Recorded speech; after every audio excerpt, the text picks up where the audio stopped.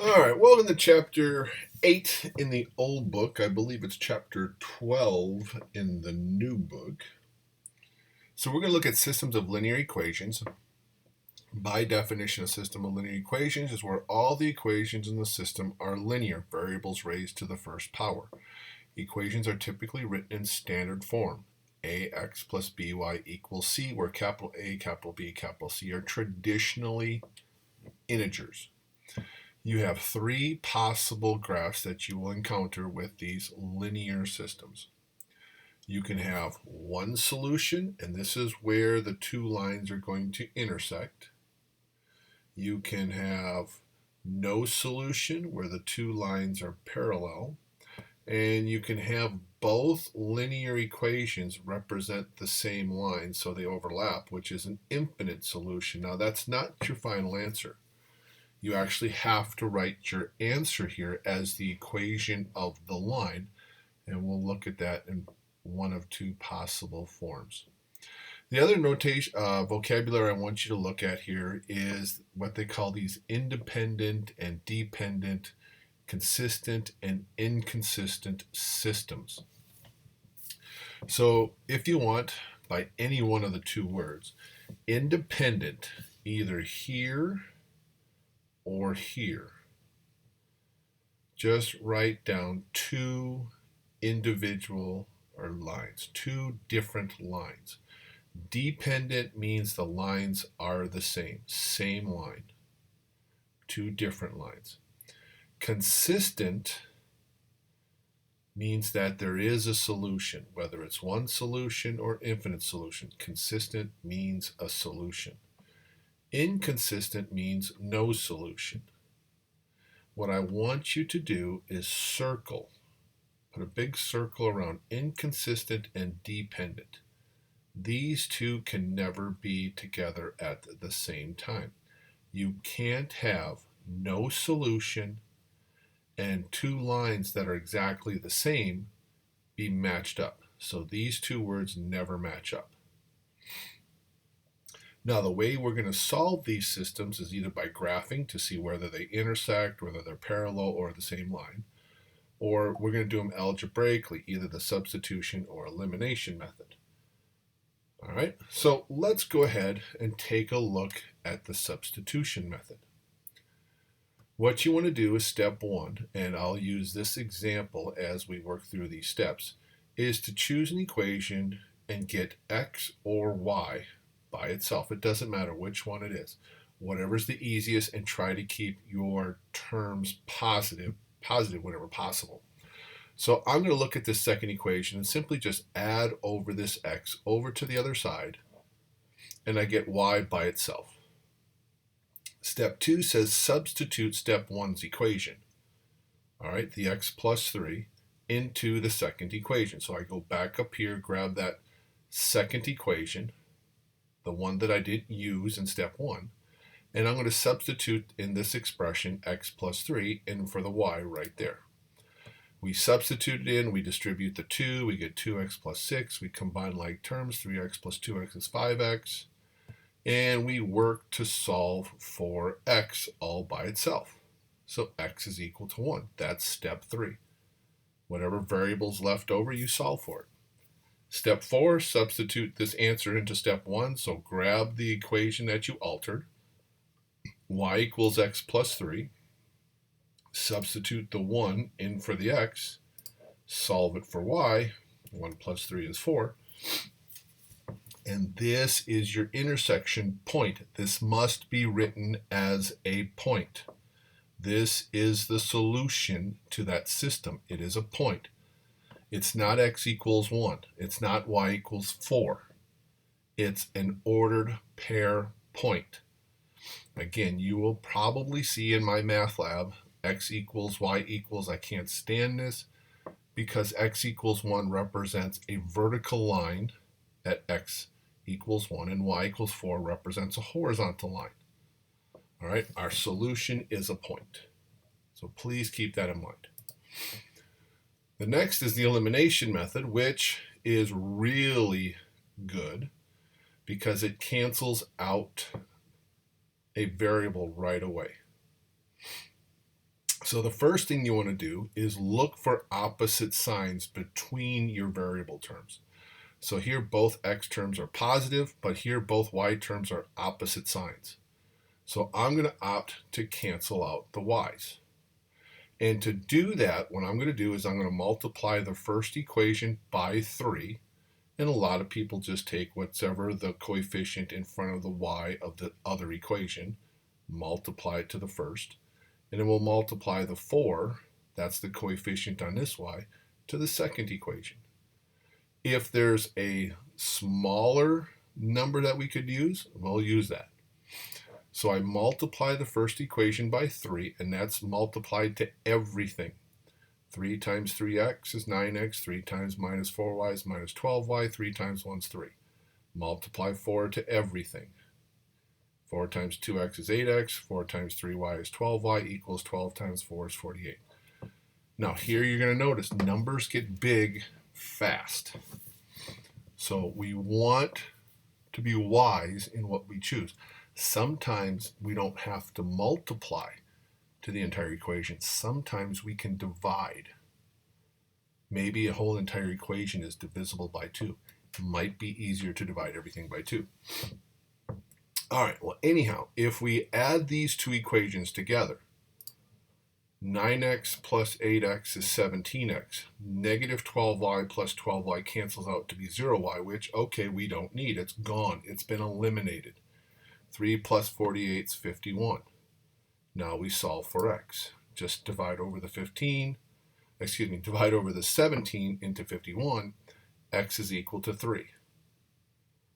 Step 4, substitute this answer into either one of these two equations. I'm going to opt for the equation that had all positive terms because I don't want to mess with signs. So 3 times 2, that will be my 6, plus 3y equals 12, subtract over the 6 to the 12 to get a 6. Divide by 3, y is equal to 2, and there's my intersection point. My solution is 3, 2. All right, next examples. Solve for x and y. The first one here, I am going to look at the elimination method because I see opposite signs. And what I'm going to do to this first equation here is I am going to multiply everything by a 2. So 2 times 3x is 6x, 2 times minus 2y is minus 4y, 2 times 4 is 8. I'm going to add these two equations together. The x terms cancel, the y terms cancel, so I basically have 0 on the left side of my equal sign, and 6 plus 8 is 14. This is a false statement. This is no solution. This is where the two lines are parallel. Now, another thing what you could have done is notice that 6x, 4y, and 6, these are all multiples of 2. You could have simply divided this equation by 2. In fact, if you would have divided it by a negative 2, you would get 3x minus 2y equals negative 3. You would have 3x minus 2y equals 4 on top, 3x minus 2y equals negative 3. You would see that these two are the same with a different constant. Those would be parallel lines. The numbers in front of your x and your y determine your slope. All right, determine your slope. You think about solving this for y to put it in y equals mx plus b. Both of these come up with the same slope. All right, second one over here, again, notice this time I'm going to divide by 2 on this one. I'm going to divide by 2 because 8, 2, and negative 4 are all divisible by 2. That gives you 4x minus y minus 2. Add everything up. The x's cancel, the y's cancel, and now the constants cancel. And I have 0 is equal to 0. That is a true statement. So this you have infinite solutions. But we have to write out what the answer is. We just can't claim, oh, there's infinite solutions. The solution is the graph of the line. So we got to take one of those equations and convert them into y equals mx plus b form. So if we take the second one, negative 4x plus y equals 2, add over the 4x, that gives me now y equals 4x plus 2. There's my mx plus b form. I can write my solution as a point. X is the independent variable. Y is the dependent. I can write it in this format. X comma 4x plus 2.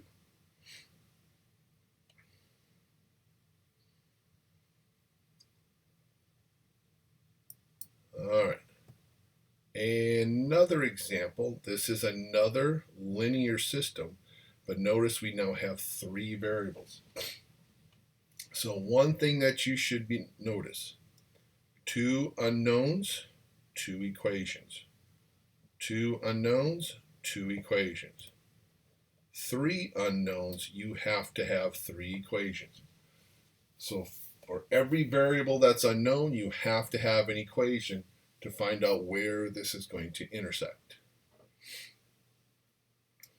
So to find this, we're going to do the elimination method for this 3 by 3 system.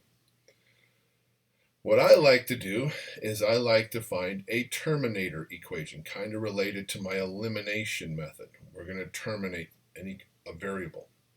You want to pick an equation that has lots of ones for coefficients because that's the easiest thing to multiply to, a 1. So I'm going to take equation 3, put a capital T right next to it. Now that terminating equation, it has to be paired up with each of these other 2 equations. So what I'm going to do is I'm going to write my terminator equation 3 first and then put equation 2 below it and equation 1 below it. So there I'm going to create 2 setups. Must use that equation 3, my terminating equation must be used twice, once with the other 2. And what I need to do now is I need to cancel the same variable in both my pairings. Well, if you look at my first setup, my z's are already opposite. So I'm going to go cancel the z's. So here I just need to add the 2 equations together. X plus 2x is 3x, y plus y is 2y, 2 plus 2 is 4. My z's cancel out. Over here, you have options. We can multiply this by a negative 6 and multiply that to everybody. We get negative 6x minus 6y minus 6z equals negative 12. Add the 2 equations together. Negative 3x plus 9y minus 6y is plus 3y. I cancel the z's. 3 minus 12 is negative 9. All right, now, again, because of this elimination method, what I did here is I did a little extra work, and I don't want you to do this now, but I just want to point this out.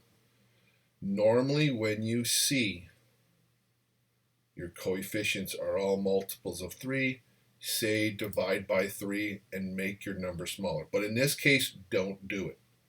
All right, don't do this. You'll see that I'm going to come right back to this equation in just a minute. But for future reference, you want to do this reducing. However, here I really didn't need to do that because notice my plus 3x and my minus 3x, they're already opposites. So when I do bring those 2 together, you're going to notice, yeah, I got to multiply this by 3 again. So that's like saying, well, grab the first equation, grab this one, and I'll match them up. I'm only saying to do this when this doesn't match up. When something here doesn't match up, make those into 1s in front of your x and y's as soon as possible. So if we did have a 5 and a 2, then it would have been easier to go through the cancellation process. So here we are. We'll add these 2 together. The x terms cancel out. I get 2y plus 3y is 5y. 4 plus negative 9 is negative 5. Divide over the 5, y is equal to negative 1. Now, you can pick any equation you want. 3x plus 2y equals 4, negative 3x plus 3y equals negative 9, or we can pick this one right here and substitute the negative 1 in for the y and solve for the x. So this is called back substitution. So I'm going to use this equation right here. But again, you can use any of those three here. Put negative 1 in for y and solve it for x. Okay, so I'm going to add over a 1 and then divide away the negative. So I'm going to get negative 2. Then divide by that negative 1, I get a positive 2. Or add the x over to the right, add the 3 to the left, x is equal to 2, no matter which way you do it. So I have my x, I have my y, I need to find z. So I go back to my original three equations, and let's pick probably the easiest one to solve is going to be the terminating equation, which has the coefficients of 1. So let's bring this equation down. Let's substitute in the x, a 2, substitute in the y, negative 1, and we solve this for z. So 2 minus 1 is 1. Subtract the 1 from that 2, you get a 1. My answer, x, y, z.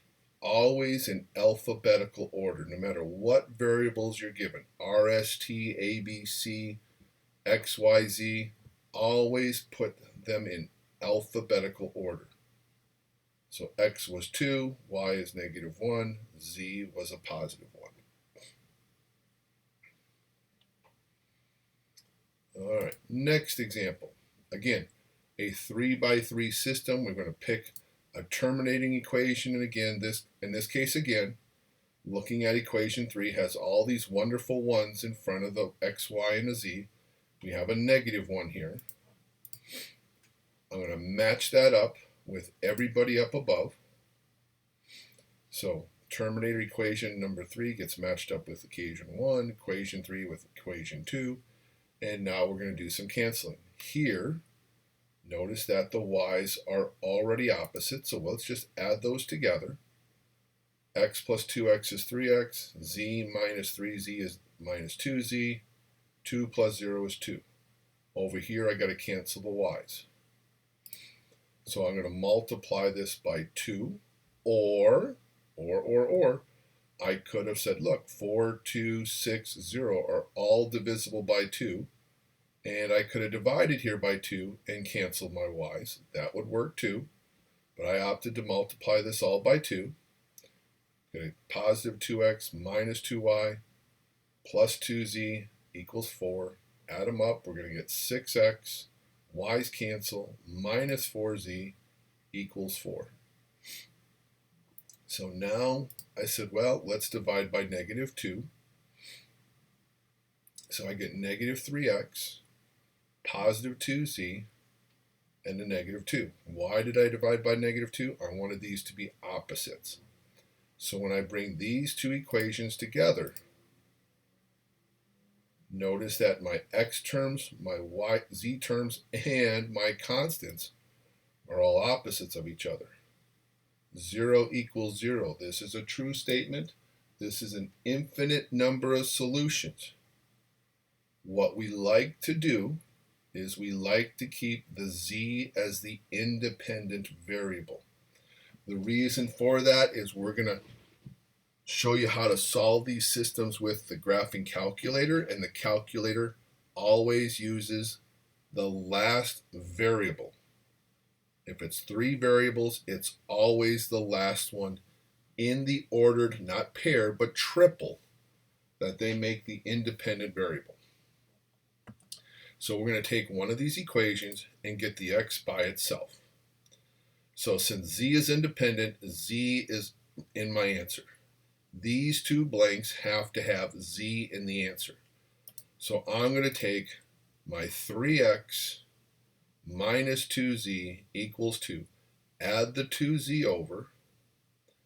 And I know I got to divide 3 into everything over here. So I'm not even going to do any dividing. We're just going to show that I'm dividing. Put that answer in for x. Now, my next job is to find y. So I'm going to pick one of my equations and solve for y. So I'm choosing my terminating equation, putting this in for x. Now, I don't want to work with fractions, and I know you don't want to work with fractions either. So we're going to multiply this whole entire equation by 3. So I'm going to do a lot of this between my ears because I'm running out of space here. So if you multiply this fraction by 3, the denominator cancels. So 2 plus 2z. Multiply the minus y by 3, minus 3y. Multiply the z by 3, plus 3z. Equals multiply the 2 by 3 is 6. Now solve, combine like terms, solve for y. So the 2, subtract it over. That's the 4. 2z plus 3z is 5z. Subtract the 5z over. Divide everybody by a negative 3. All right, so what did I do? I left the denominator of 3, negative 3, changed it to a positive 3, so I put the negative on the 4, and I put the negative on the minus 5z, which changed the signs because traditionally we want to have these two denominators be the same if at all possible. So this is how we write our infinite solutions. Now, it is possible, here I have 3 variables, but I'm only given 2 equations. If this happens, it's a 100% guarantee infinite solution. So don't cancel the z's. You want to keep z in your answer. So as I look at this up here, I'm going to say, well, let's cancel the y's. The y terms have opposite signs, so let's multiply this equation by 2. I get 6x minus 2y minus 8z equals negative 18. Match this all up, cancel the y's. X plus 6x is 7x. Z minus 8z is minus 7z. 4 plus negative 18 is going to be negative 14. Look, all multiples of 7. Divide everybody by 7. X minus z equals negative 2. Solve for x. Z equals negative 2. So again, we said automatic infinite solutions, keep z in the answer. X being z minus 2, put that expression in the first blank for x. Grab one of those 2 original equations. Substitute z minus 2 in for the x. Combine like terms and solve for y. So z plus z is 2z, subtract it over is minus 2z. Add the 2 to both sides, 4 plus 2 is 6. Divide by 2 to get rid of the 2 in front of my y. Y equals negative z plus 3. Put that expression into the y blank, and there's my answer. All right, so that'll be our part 1 video.